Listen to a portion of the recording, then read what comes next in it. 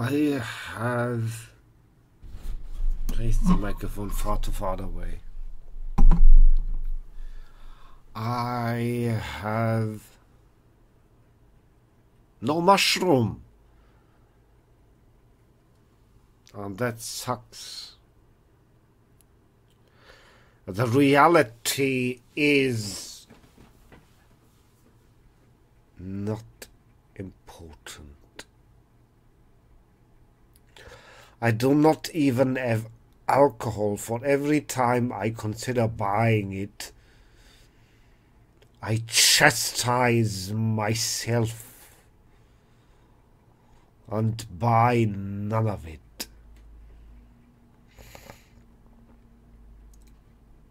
It is 10:44 in the morning,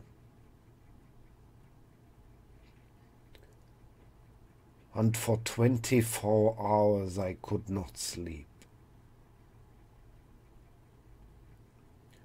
My doctor does no longer prescribe me the only pills that gives me sleep, with the logical argument, if I start doing this, I will for the rest of my life only sleep with pills.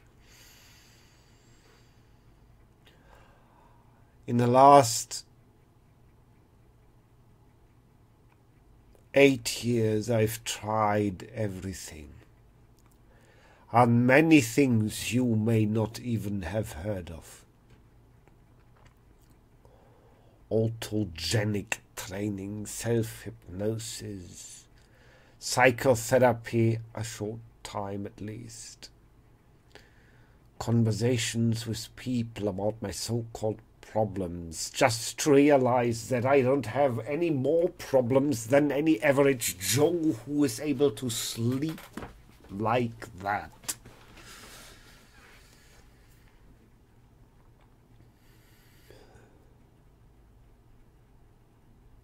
My entire room is cold like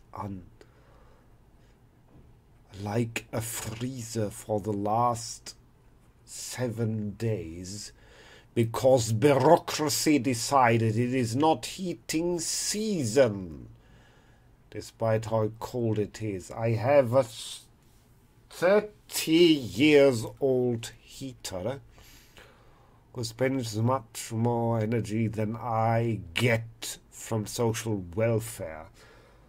But I ignore it, so I have to starve just in order not to freeze, because freezing right now seems like the worst thing. My nose is a little bit stuffed, I am sorry. And after the recent conversation with people in German, I had no wish whatsoever to speak German.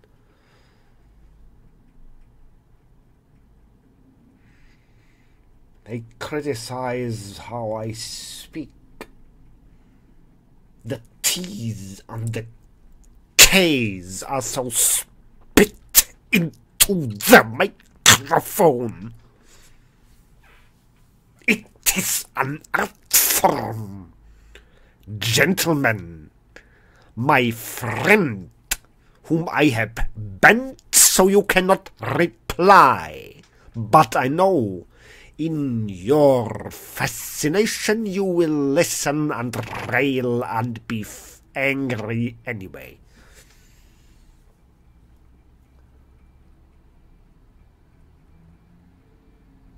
We are rejected for what we are. But we are loved and praised when we lie by day and night. No, I have not taken drugs. They are no drugs. I am driven to insanity by the absence of drugs, by normalcy. I have opened a can of Baldrian tincture, which I suppose has 66% alcohol. I suppose that does count as a drug. Then it made me sneeze in an allergic reaction that I thought I would die from suffocation. And deep down I felt that I didn't really care. So that is my pronunciation with the T's and the K's that some certain mister does not like me to do. I am sorry, that is how I am. If you do not like it, be somewhere else.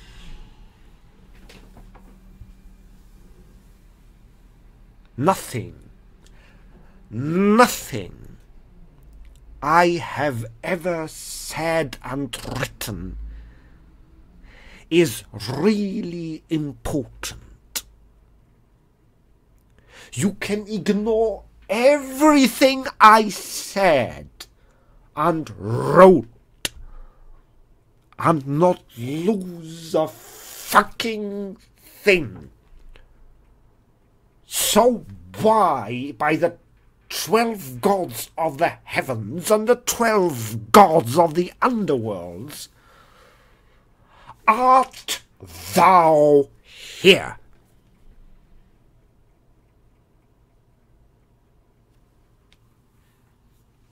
Is it sadism or is it masochism?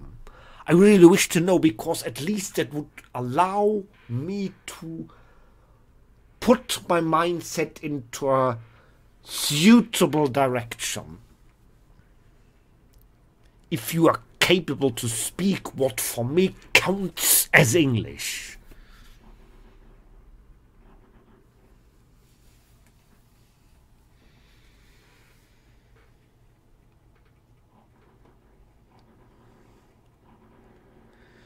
Language is inadequate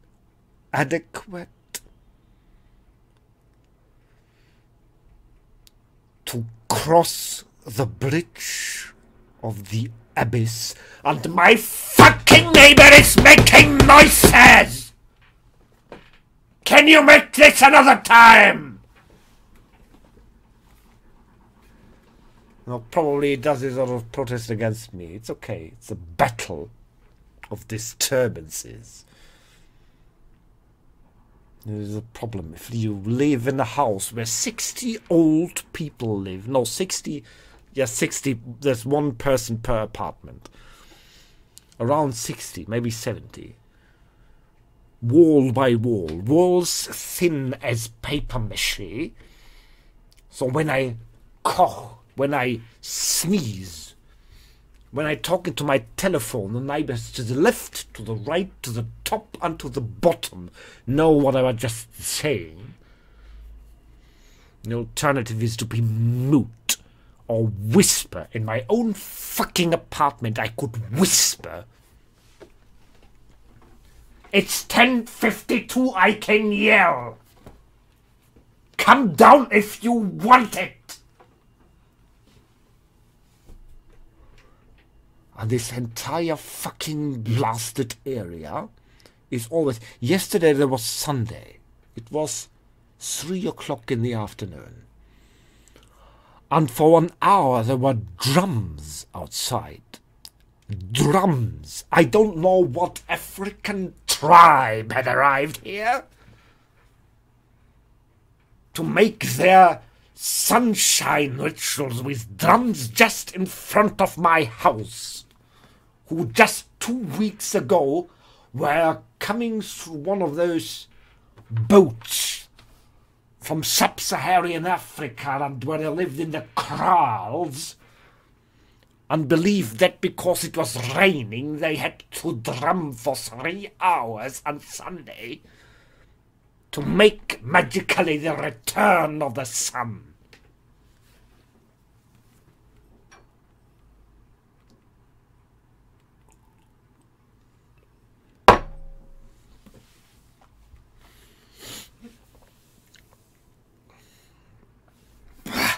It tastes awful. burns my throat. I don't know if Baldrian tincture of 66% if it is a recommendable way to go out. Oh, God. Oh, there was this magnificent article about there was no Germany. You know, by that logic, there was no fucking Holocaust! Because, oh yes, you could say every single concentration camp was just a thing in itself. They were there and they were gassing these, and they were there and they were working them to death by another method. So that is not the Holocaust. That is not the National Socialists, or Nazis, as we say, because they were that fighting against that, and they were not really cooperating, and they really were not. I am a historian and an expert about these matters. Internal policy is my expertise.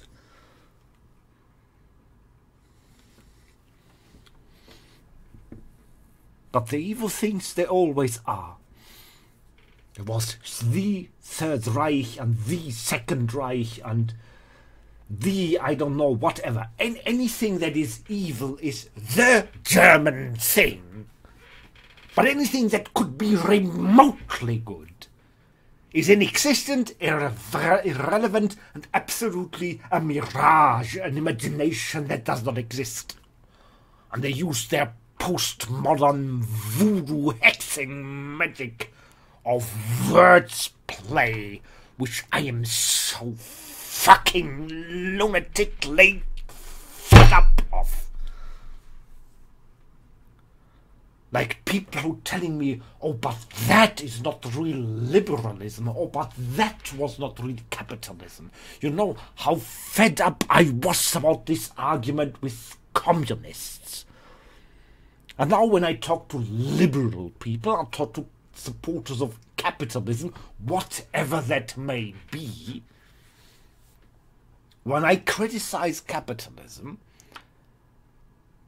they slander me, saying what I talk about was not real capitalism. They even say the exact same thing mirrored. Oh, real capitalism has never been tried. You know what I tell you what, that part of capitalism which I experienced, tried in the last 50 years of my life, was fucking enough. Maybe it is trying to try something really, really different and not systems from the bloody 19th century. But it is too big for their raisin-sized brains they must have. It is always libertarianism and capitalism and free market. If you only have the invisible hand, oh yes, the invisible hand will save us. God, in form of the invisible hand, will all make right. You know, I'm a scientist. Maybe I'm a weird scientist, and I maybe drank too much of this fucking Baldrian tincture, but what I tell you is true as anything you have ever heard. If a theory is not scientific, it is worthless. Now you may believe in your private gods or God for yourself and just for yourself. But if you put out recipes trying to change the world, you're playing a big game.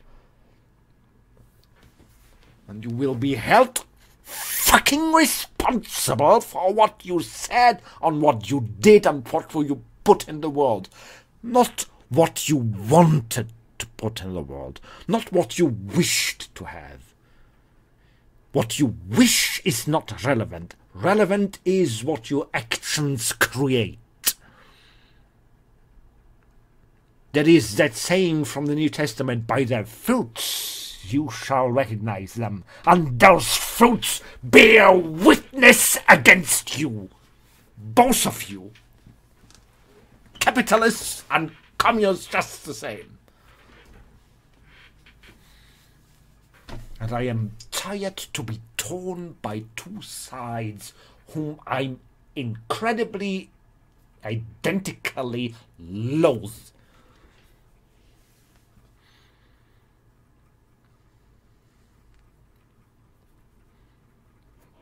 You know, the reality is, yeah, drill me in my speech. Come on, make it drill.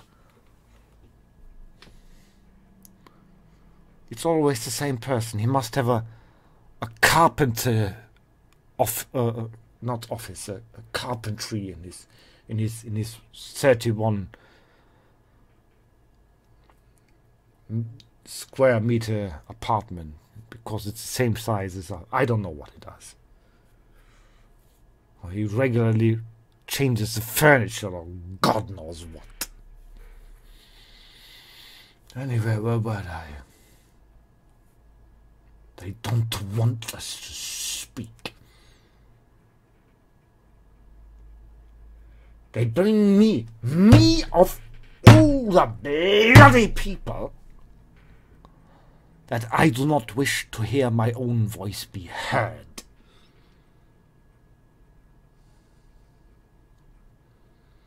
And trust me, I am quite an egomaniac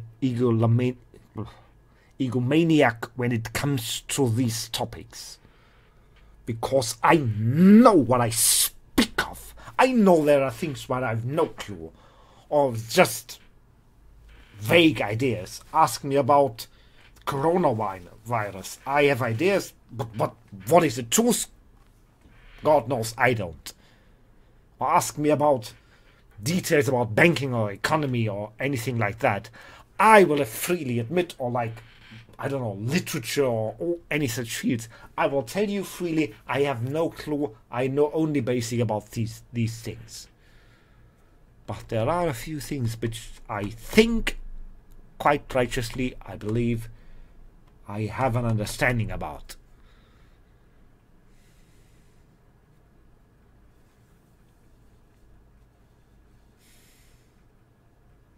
And that is when people tell bollocks. You know, that is somewhere in my brain or my heart, or I don't know in what part of the body it is. It is like those, you know, like those old Geiger counters. You know, not the new apparatus where there is a digital number. No, those visceral machines who had this pointer on the scale going from green to yellow to red. And this nervously shaking pointer, the closer you came to the mortal threat. And I have such a thing within me, and it's called the bullshit meter. It's in my brain, or it's in my heart, or in my soul, or in my, I don't know, in my asshole. And when I read or hear bullshit, it marks tick, tick, tick, tick, tick, tick, tick, tick, tick, tick, bullshit. And then I know, okay, that's bullshit. But get that meter out of my ass to let people know. That is the different part. God Almighty.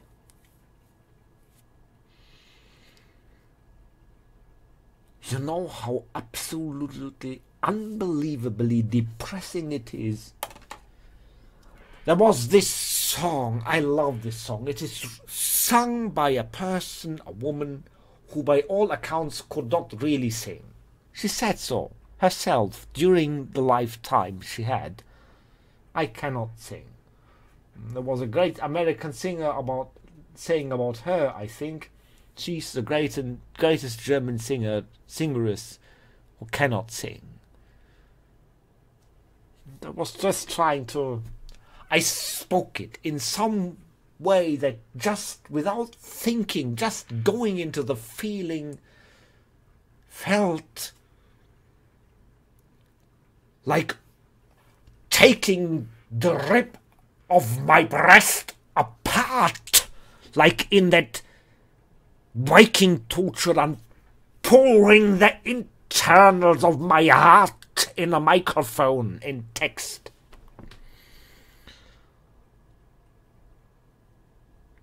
Like from the deepest bowels of my soul.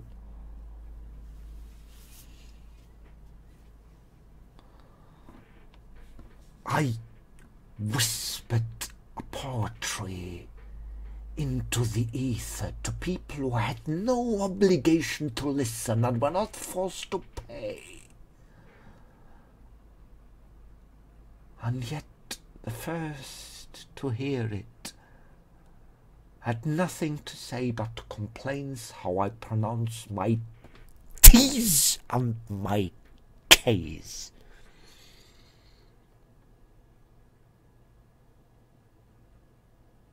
Somewhere in the 1990s, I wrote a lot of poems, and one of them ended like I wanted to divorce myself from humanity. And God's all of this and any planet that ever exists and will exist. Be my witness, I would.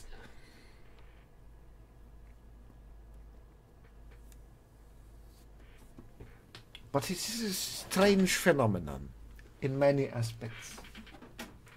Just yesterday there was a absolutely harmless video presentation of a video game, I don't even, Wastelanders 3 I suppose, and it was presented by a very experienced speaker called, I think Maurice is his name, who speaks for the German magazine The Game Star, something like that. I don't listen to it very often.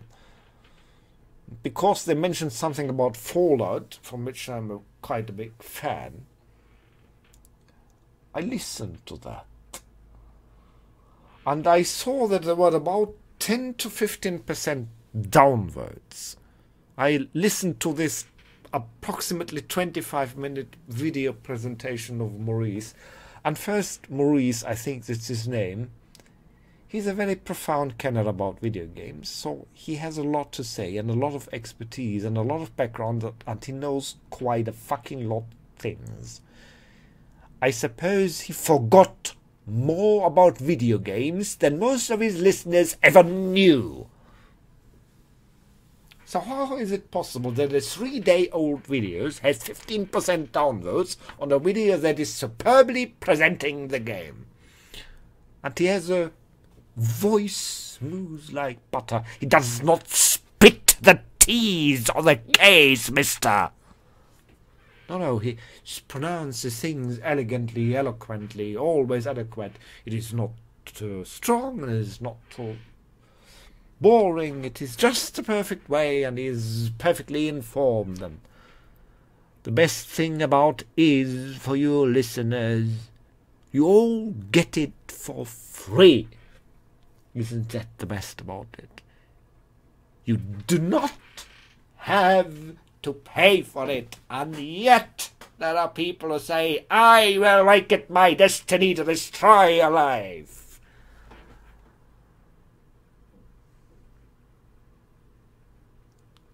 I'm sorry, there are some people in these days who tell me that, oh, probably the Western society will burn down. We have to fight against this.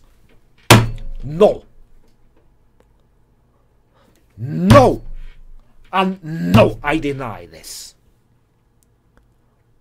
This society is a decrepit assortment of lunatics and ingrateful cretins. Yes, sue me, I didn't pronounce this correctly, French. This society did not deserve to be saved. 5% extraordinarily well-adjusted and kind people. Sorry for that.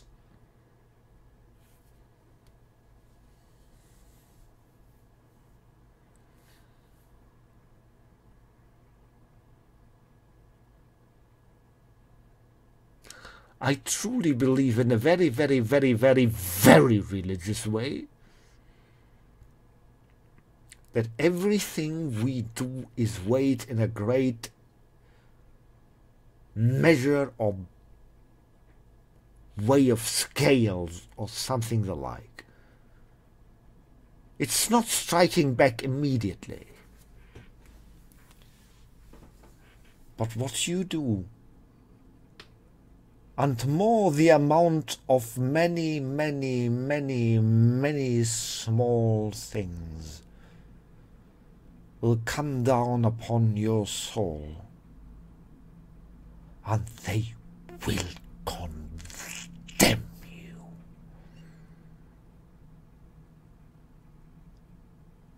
I have seen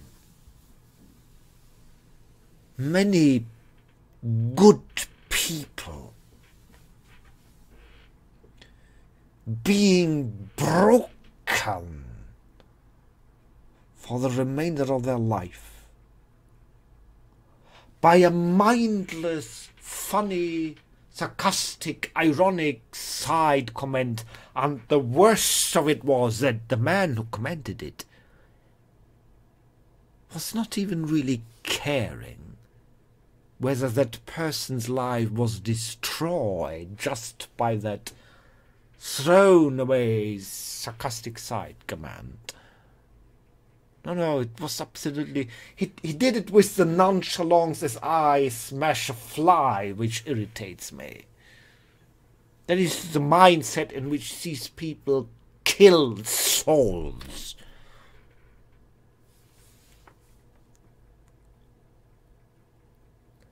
And my friends, I hate to agree to the social justice warriors, but on one spot they are right. It is the small things where the great evils begin. They may be wrong about what that is, but I know you would say, oh, those are weak people and a weak soul and they deserve to fall because, oh, they're the degenerate softies and whiny boys and bitchy whatnot. And oh, I've heard all this horrible, horrible self-deceiving, self-lying, man-talking. And the reality is, it is not true. When you get older, there will something be happening that can be very generously described as your body falling apart, or simply there will come an age where you will realize you live inside a dying body. And that dying is not something like it happens heroically within the next 2 minutes. No, it is a dying that will happen and you will be trapped inside of it, like every one of us, for the next 25 years, give or take. And they will cry. All these hardcore macho men will cry about every single hair less that is on their fucking bald head. And for every pimple that still appears right in front of their faces while they're still fucking 50 and think that is long behind them.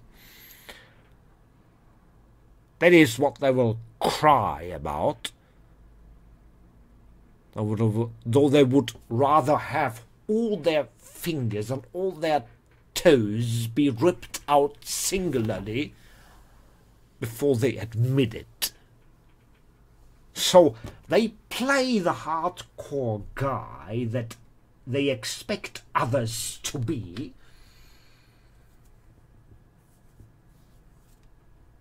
when they are not. How do I know this? I tell you a secret.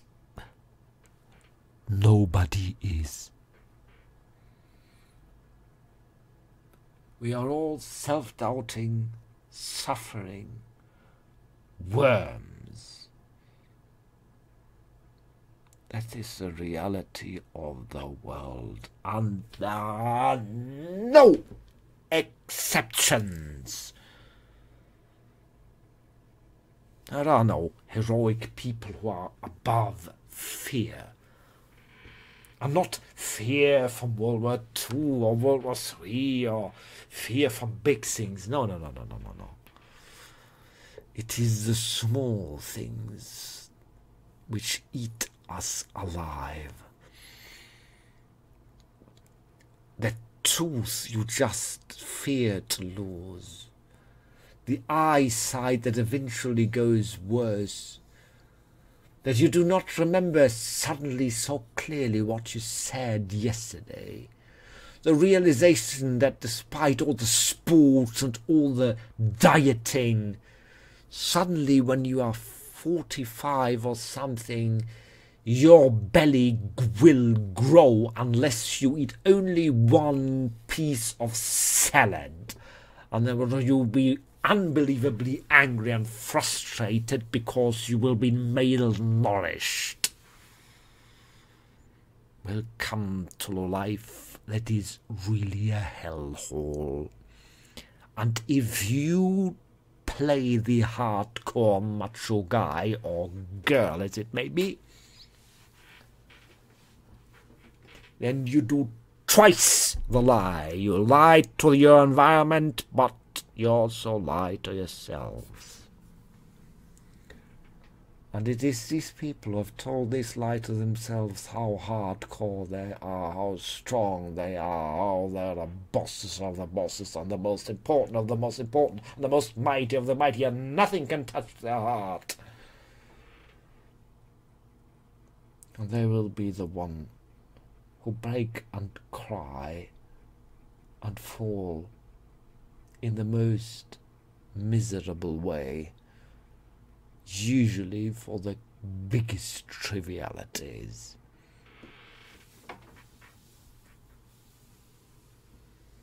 I'm sorry it has become so fashionable to beat on masculinity. But we have no idea what masculinity is.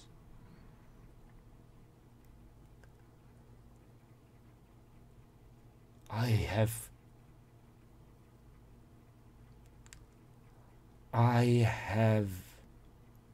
no idea of any positive masculinity, and that is the truth. I have no idea of positive femininity, just the same. You know what I can imagine to be not toxic? That is being a person.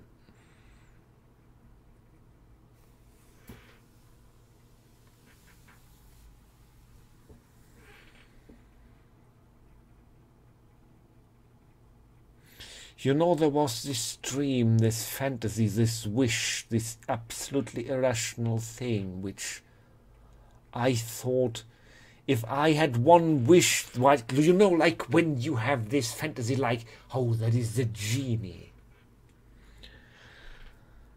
That is the genie, and you have one wish. I know it's always three, but just have one. One. What would it be? I said this 30 years to my father. My father was shocked beyond belief, but it's the absolutely truth, and it is the only thing I really absolutely still wish after 30 years, like nothing else in the world. Nothing realistic. No, that's not realistic too, anyway. I wish that, like, for the time of one day, all of humanity could read my thoughts like their own and feel my feelings like their own. That for one day people would know what it means to be me. That the abyss of language was no more there.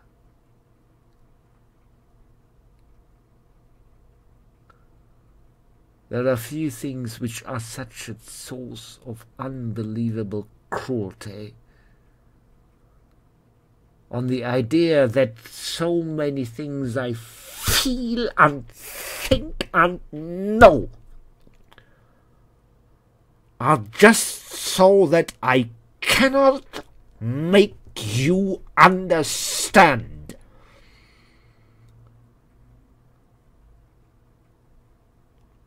Because language is inadequate.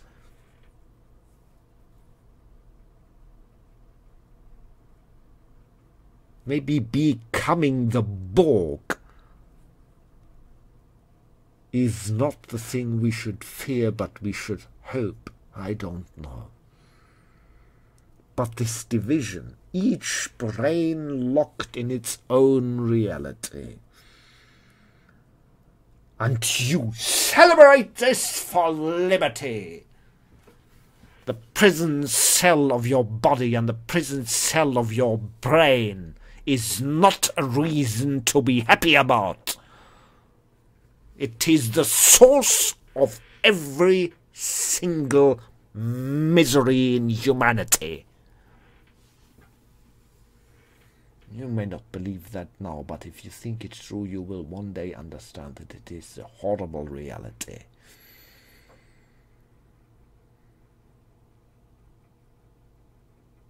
We do things, we say things, and we just do not know how evil and destructive a harmless sentence, a simple word, can taint a soul with pain and fear and misery for decades. And trust me, I am not a saint in this, just either. Don't believe that I speak high and mighty from a throne of being better. My only progress is that I have seen and understood that it is so.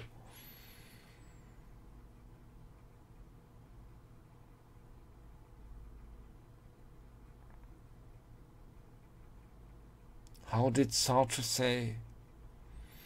The hell are other people. That is true, but the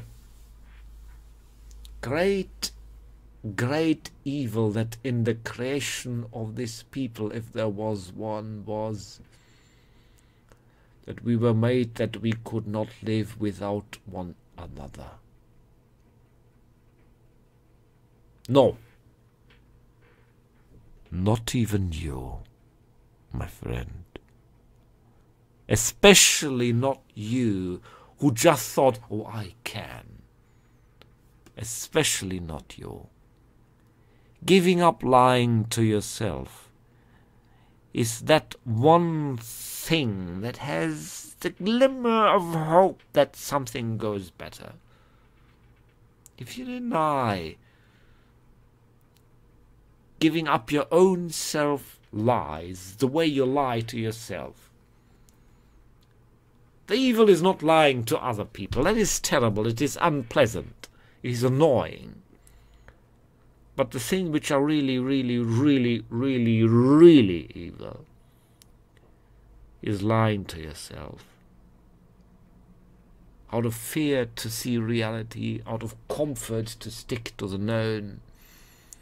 Whatever the reason is, you do not want to look at things as they are, you look at things as you wish they are.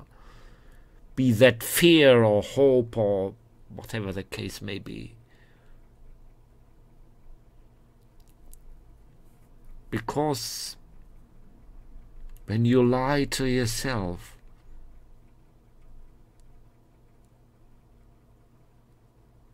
you lose who you are. And consequently you become an instrument of destruction and evil in ways you cannot imagine. I know I cannot prove it to you. There is no scientific theory no physical measurement with which I can prove you this, and yet it is the most true thing that you have ever heard in your life. There is nothing worse, nothing more evil, nothing more the first time where evil begins. It is that when people lie to themselves and believe their own lie, because they lose the sense for honesty itself. They become habituated to any following evils that consequentially arise.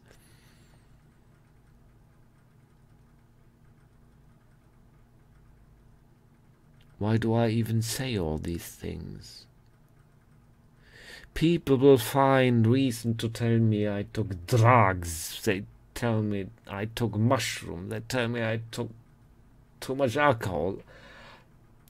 I didn't any of this. But I see the world for what it is. And the tragedy is, you, every single one of you, is making a hell out of this planet for himself and all the people around. And the worst thing about is, without a shred of profit.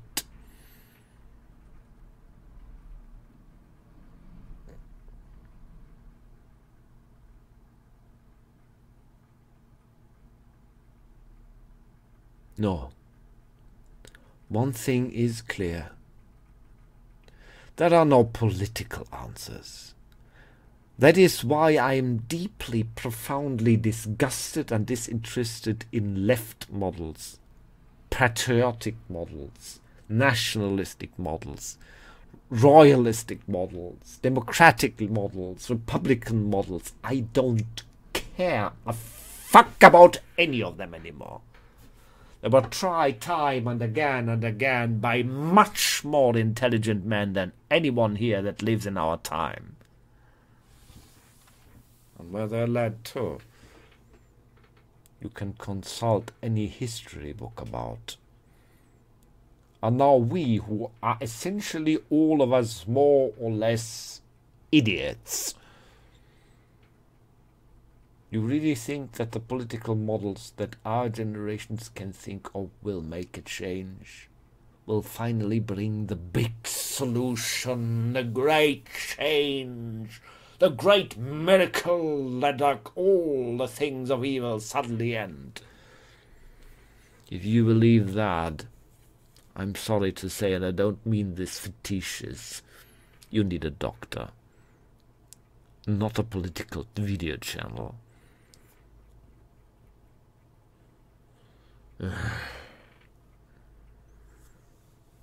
Nothing will change, and the reality is there is no hope, because the catastrophe has already happened in the past. We just didn't realize. We just didn't know. That is the problem, you know. As Koch in Babylon 5 said, the avalanche has already started. It is too late for the pebbles to vote. And while Koch in Babylon 5, for all account, was wrong, I, Elikal, son of Sheratan, child of the Adala, coming from Edan, am not wrong. Because I have seen that often enough. There is no wisdom on any side, any way sufficient to really understand the predicament in which we are in. And the handful of people who understand the predicament in which we are in are so few and so powerless that they will never be able to make a turnaround. It's like, you know, If you build a tower, something from cards or I don't know, from something, imagine something, it doesn't matter. And if you take the building blocks away from below, there comes a point when the tower, you know, it still stands, but he has no stability left. He has no legs to stand on, so to speak. And you know the tower is lost. It's still, it's like, this is such a wonderful parable. The headless chicken. If you grew up on some sort of farm, you know, chicken.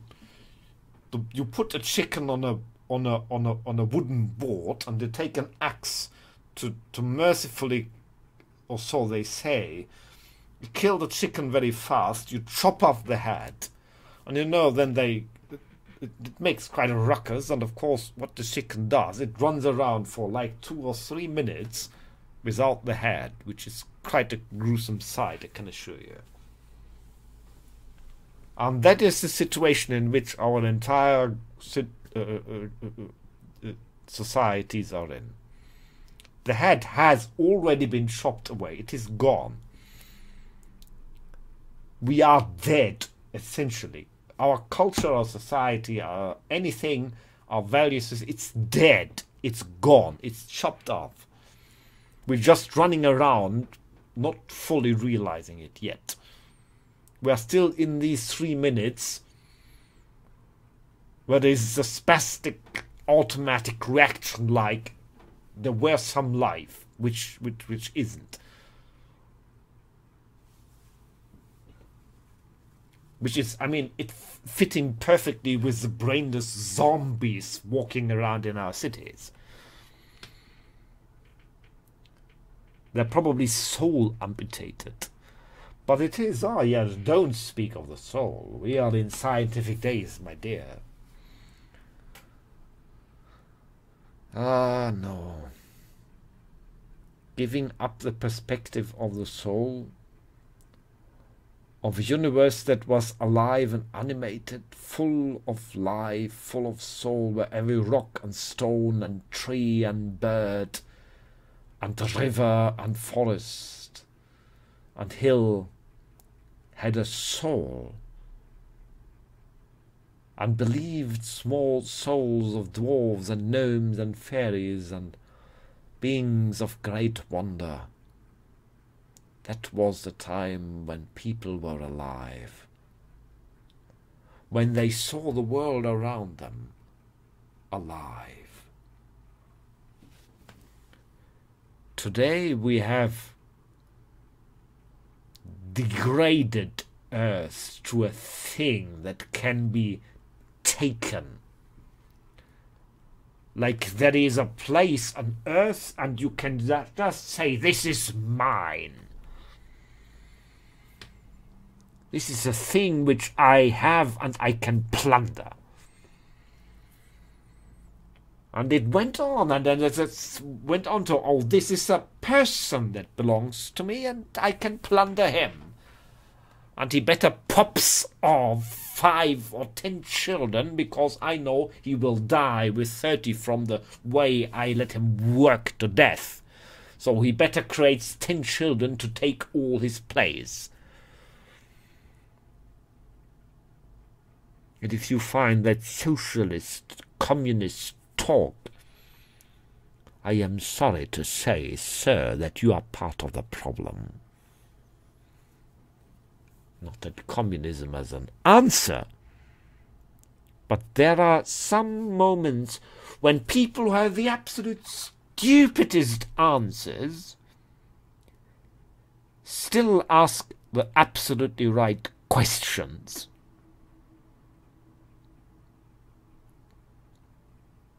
While the reverse is rare.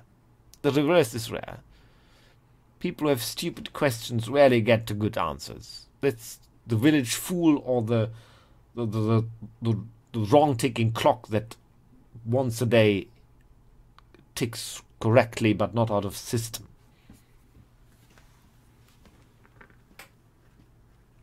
No, this world, this entire society it's dead. And you see this, you don't need to look at big things. Like we look at the millions of people who are migrating into Europe and build mosques and build minarets and make terror. No, not these big things. Or the 100,000 women putting knitted pussies on as hats on their heads, which in other eras would be putting into an asylum, chained to the wall to not endanger anyone and themselves. I say, calm down, woman, calm down, woman. We do some electroshocks to you until you forget the whole terrible matter.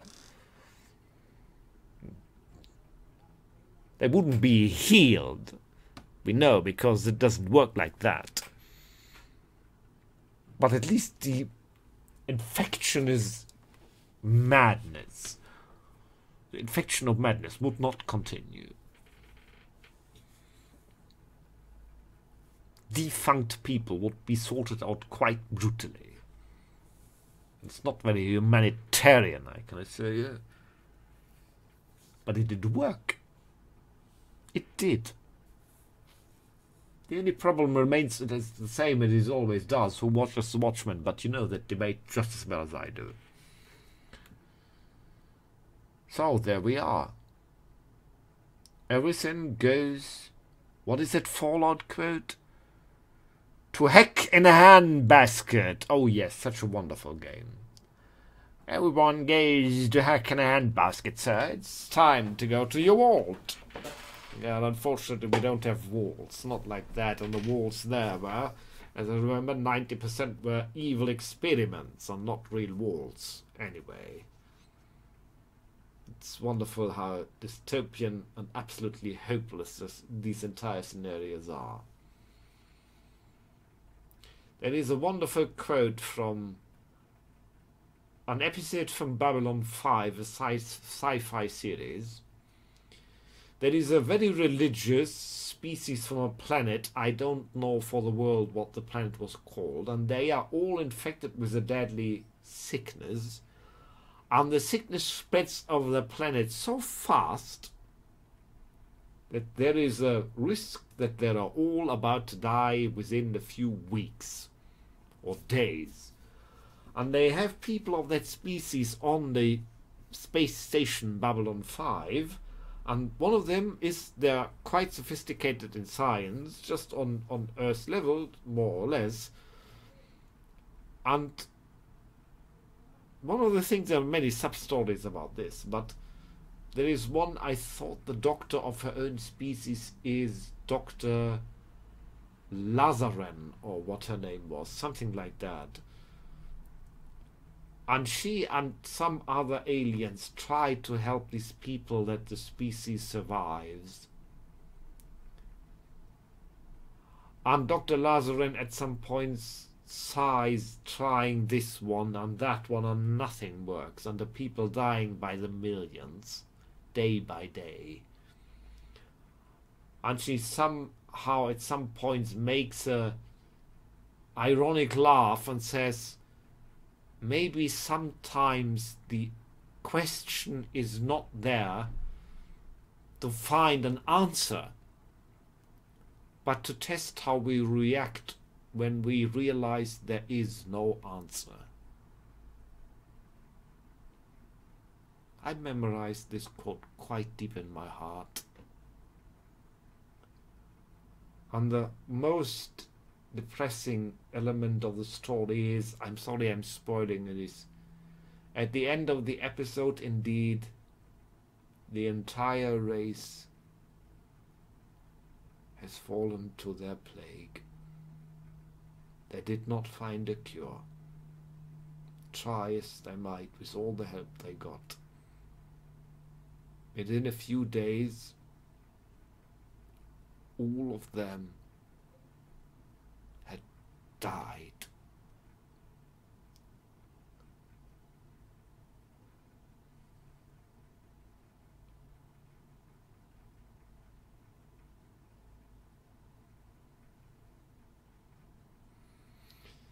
The reality is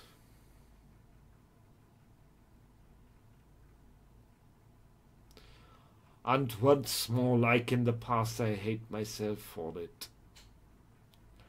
When I was 7, or something like that, there was a summer festival in my kindergarten. And there was sack jumping. I don't know if you know this. It's 2 lines, and the boys, it's usually something done, at least at the time, it was in the goddamn 70s. People were stepping in a sack and had to jump a lane down, and just was their first one.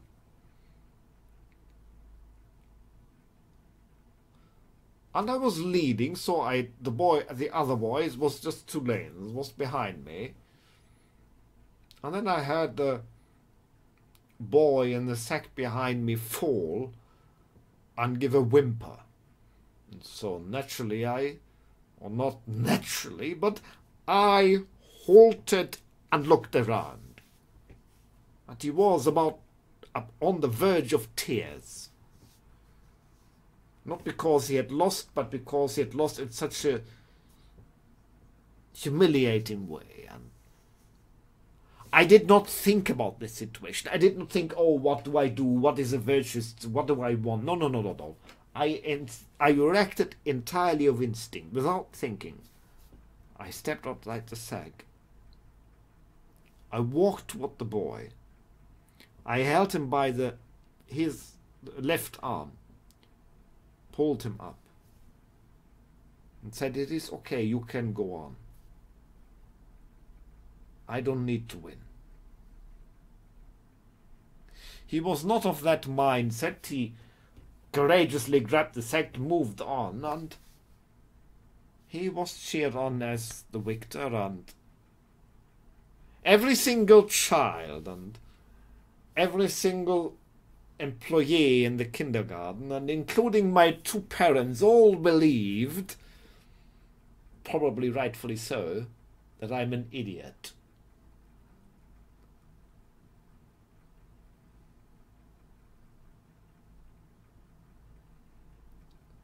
But it was,